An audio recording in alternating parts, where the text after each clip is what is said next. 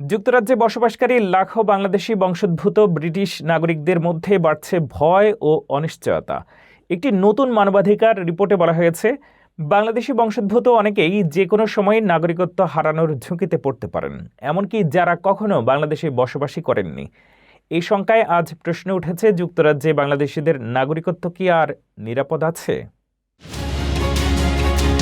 যুক্তরাজ্যের মানবাধিকার ও নীতি গবেষণা প্রতিষ্ঠান রানিমেড ট্রাস্ট এবং রিপ্রিভ এর যৌথ প্রতিবেদনে উঠে এসেছে এই উদ্বেগজনক চিত্র।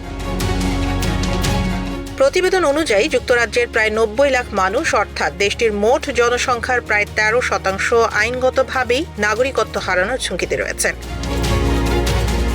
এই ঝুঁকির সবচেয়ে বড় অংশ জুড়ে আছেন বাংলাদেশি, পাকিস্তানি ও ভারতীয় বংশোদ্ভূত ব্রিটিশ নাগরিকরা। বাংলাদেশি সহ প্রায় ৩৩ লাখ এশীয় ব্রিটিশ এই তালিকায় রয়েছেন।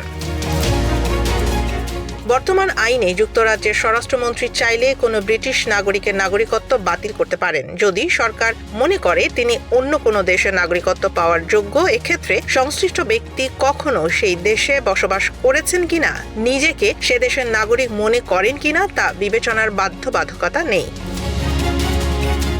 অধিকার কর্মীদের মতে এই ক্ষমতা বাংলাদেশি সহ মুসলিম সম্প্রদায়ের ওপর অসমভাবে প্রয়োগ হচ্ছে। এর ফলে যুক্তরাজ্যে নাগরিকত্বের ক্ষেত্রে তৈরি হচ্ছে বংশ ও বর্ণভিত্তিক দ্বি-স্তর ব্যবস্থা। গবেষণায় দেখা গেছে, শ্বেতাঙ্গদের তুলনায় অশ্বেতাঙ্গরা ১২ গুণ বেশি নাগরিকত্ব হারানোর ঝুঁকিতে। বিশ্লেষকদের মতে এই পরিস্থিতি ভয়াবহ উইন্ড রাশ কেলেঙ্কারির পুনরাবৃত্তির আশঙ্কা তৈরি করছে। মানবাধিকার সংস্থাগুলো বলছে, নাগরিকত্ব কোনো সুযোগ নয়, এটি একটি মৌলিক অধিকার। কিন্তু বর্তমান আইন বহাল থাকলে যুক্তরাজ্যে বসবাসরত লাখো বাংলাদেশি বংশোদ্ভূত মানুষের ভবিষ্যৎ থেকে যাবে ভয়, অনিশ্চয়তা আর প্রশ্নের মধ্যেই।